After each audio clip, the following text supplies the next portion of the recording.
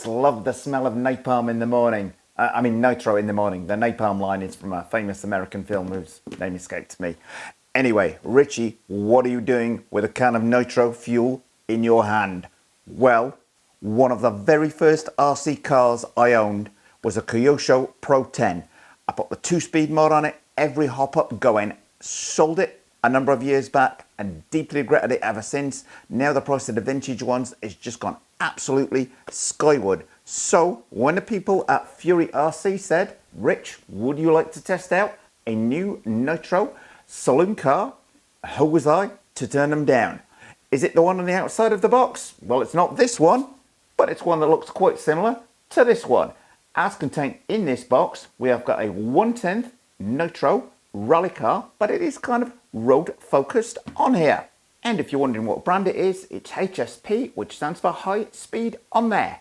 Now with Nitro, it can be your best friend or your worst enemy. I will say it does require a little bit of work, bit of running in on the car to get it working. It is not as simple as plugging in a LiPo battery in your brushless system, racing off down the road. You have got to run 2, 3 or even 4 tanks of Nitro through the engine to bed it in before going absolutely crazy and driving round. If you run the car flat out too early on, you will damage the engine. So with all that stuff out the way, let's get the car unboxed and see just what we get for our money. Now I've already had a peek inside the box and I can tell you now, I am loving the look of this car. My first Nitro in a number of years, but I cannot wait to get this thing fired up. So what do we get for our money? Well, a very cool semi-scale Subaru replica car. Not a licensed replica, as I will explain in just a second. We get our transmitter. What we don't get is any Nitro fuel with it. Nor do we get a Nitro starter kit like yours on Amazon for under 20 bucks. We get a fairly neat transmitter, which is fully functional. You will need 4 AA batteries in the bottom of it, and you will also need some AA batteries to go in the car. More as to why that reason is in just a second. On the transmitter, we have got reversible throttle, reversible steering, steering dual rate, throttle dual rate, and steering trim. Indeed, that's got so much functionality on it, you could be forgiven if it was a transmitter for an electric car. Now we have a fully detailed instruction manual. The first thing I'm going to be doing off camera is reading this thoroughly before setting this car up, because this is not the kind of thing that you can just pour nitro fuel in and pray for the best with it. There's a little bit more work involved to get the best out of a nitro car, but when you do get it right, it is absolutely worth it. Before we even look at the car, first thing I'm going to do is go and charge up my glow plug starter. Now for a quick tour around the body before we get to the inner workings of the car. If you are familiar with the Subaru Impreza, this shape will seem very familiar indeed. I've actually put the stickers on it came with. As I said, it is not a licensed replica, as you might tell from the slight misspelling on the car, but with the STI stickers on board, the thing has got that real rally car look to it. Although if you look at the tyres and the ride height on there, you will see this car is very much road focused. I was actually a huge rally fan back in the day, and I used to go and watch Group B in the golden era of rally when cars used to drive a bit like this.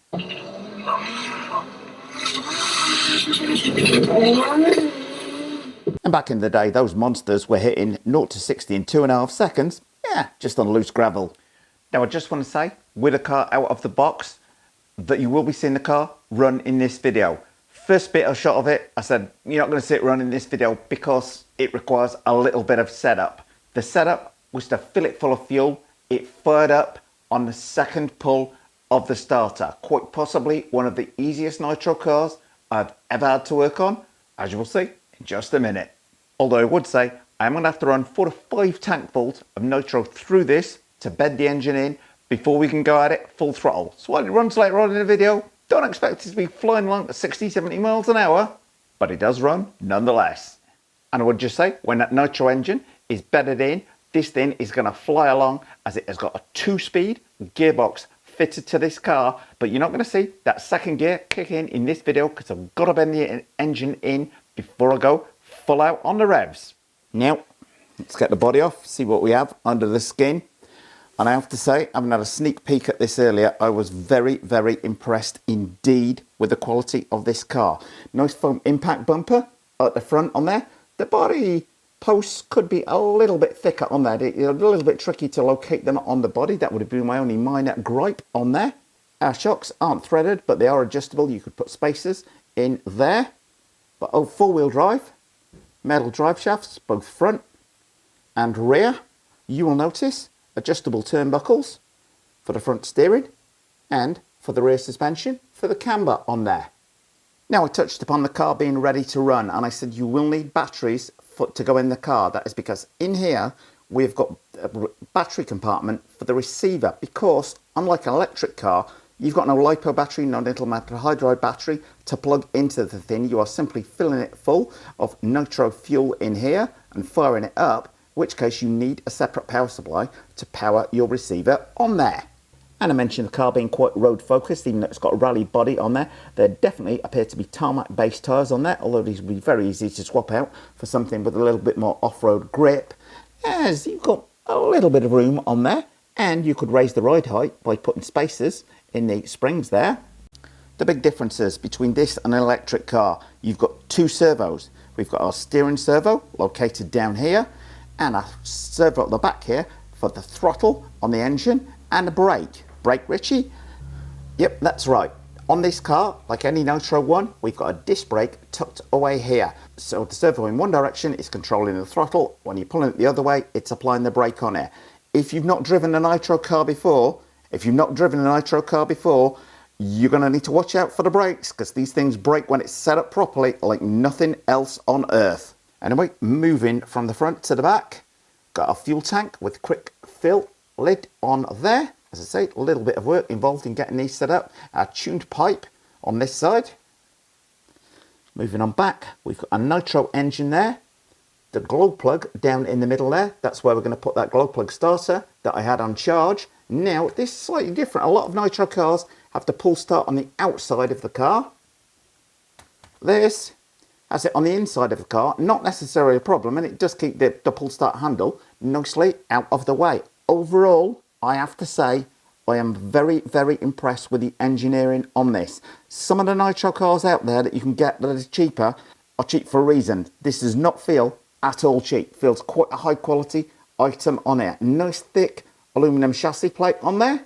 Speaking of which, let's check that out from underneath on the chassis. Everything looks pretty well engineered. Now, the great thing being, you don't necessarily need to use the pull starter. If you're going to use this car regularly, you could do like I might do and invest in an electric starter box, where you simply got your glow plug heater in here and you push the car down onto the electric box, and there's like a big rubber wheel that fires around underneath, which fires up against this flywheel and starts the car for you. Very easy indeed when you've got it set up with one of those to get your Nitro car started. But as I say, they're a little bit more involving than electric. But overall, I have to say, I am looking forward to taking this baby out. Weight-wise, yes, not too bad at all. I'm thinking maybe 3 to 4 pounds in weight under there, only marginally more than electric. Now, while the engine's not turning over, the transmission on the bench here feels very smooth indeed, which is a good sign. Now, I would just like to say something my friend John from Fog City RC pointed out when he came round the other night. This body is just incredible, not just from the way it looks. Goodness only knows what thickness of Lexan they have used on this thing. You could literally stand on that and it's nigh on unbreakable. The thickness on the thing is just crazy. You could hit something doing 60, 65 miles an hour with that and it's not going to bend at all. I can barely even push. I'm leaning full on that and it's not flattening down. Crazy, which bodes not only well for it in the impact of a big crash, but it shows thought has gone in to the whole of this car. Hope that makes sense. Now, the first thing I'm going to do is go and read that instruction manual, put some batteries in here so I've got power for it. Now, hopefully, my glow plug starter should be charged up by now. Anyway, time to get some of that nitro fuel in my filler bottle. Use that to fill the fuel tank on the car. I'm going to use the screwdrivers on the kit to adjust it, to adjust the carburetor in line with the instruction manual. But let me show you how to fire it up, and then in the next video we are going to be running it in anger and we're going to put the GPS on it and see just how fast this goes. But more to the point, I am looking forward to how well this thing handles. And on that transmitter, if you're new to Nitro, you're slightly worried about the potential power of these cars. I've actually found out it's got a 3-speed switch on here, so you can start off on slow while you're learning the car, as I probably will be doing, then medium, and then high power on there. Very neat indeed. Wasn't expecting that. Okay, 4 AA batteries in the bottom of the transmitter. 2 screws to undo here to get to the waterproof receiver compartment on there, and you will see we've got a little pull-out battery tray to put another 4 AA batteries in there to power the receiver. Now at this stage, not any danger because I've not fueled the car up as yet, but I do just want to highlight something on this car. First of all, turn the transmitter on, then turn the receiver on.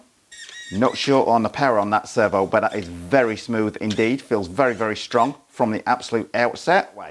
The danger is, if you don't turn this off first, and you turn the transmitter off first, you don't want to risk a runaway car, because you turn this off, the transmitter off first, that could happen. But is that the brake on? Is that full throttle? I'm not quite sure on there, but you certainly don't want to take the risk, because if that car has some problem with the radio and goes off like that, you have got a major, major problem.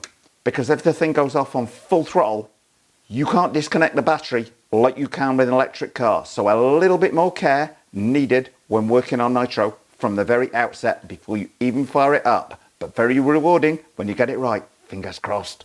But the most important thing is going to be found on here as to how to set that Nitro engine up. So get to work, Richie. Okay, moment of truth. All I've done so far is I've removed the air filter, put my finger over the hole on there and pulled the starter a couple of times in order to draw the fuel through. Right on. Fingers crossed we fire up all right.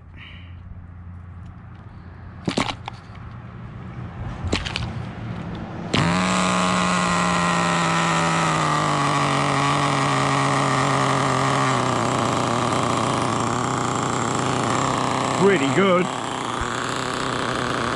Okay, the thing of it is not to go mad with the throttle. Don't want too many revs on here. So we're not going to be doing 50, 60 miles an hour out on air. Does it brake well? Brakes very well.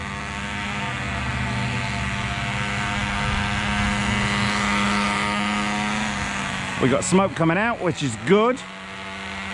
So that shouldn't be running too badly.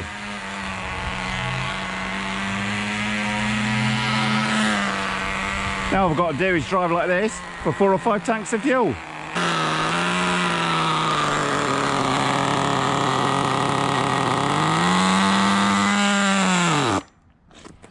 Well, I have to say, I was a bit sceptical as to whether it was going to fire up the first time. All I did off camera was remove the air filter here, put my finger up against the carburetor air inlet and pulled the starter a couple of times to until the fuel was drawn through to the carburetor on there. Then put my glow plug starter on the top, as you saw on there, and that fired up on what, second, third pull on there. Absolutely outstanding. All I did in terms of the screw setting, there's a high and a low screw on here.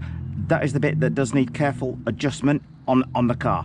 But I did it exactly as the instructions said, and I've just got to back off the high-speed one. I've just got to lean off the high-speed screw once I've run my 4 or 5 tankfuls of fuel through. They do recommend not going mad. Don't try and run them through those tankfuls through at full speed. You notice I was just going slowly around the yard there with it. The second high-speed gear had not kicked in there, and it's unlikely to until the car is running and I can really let the revs loose, in which case at which point I may need to tune the fuel supply a little bit more. But I have to say, absolutely outstanding for the money that it starts, what, second, third pull going. I promise you it would run in this video. It is one of the easiest Nitro cars I've ever worked on for getting the thing up and running in the first place. As I say, they can be your best friends on a good day.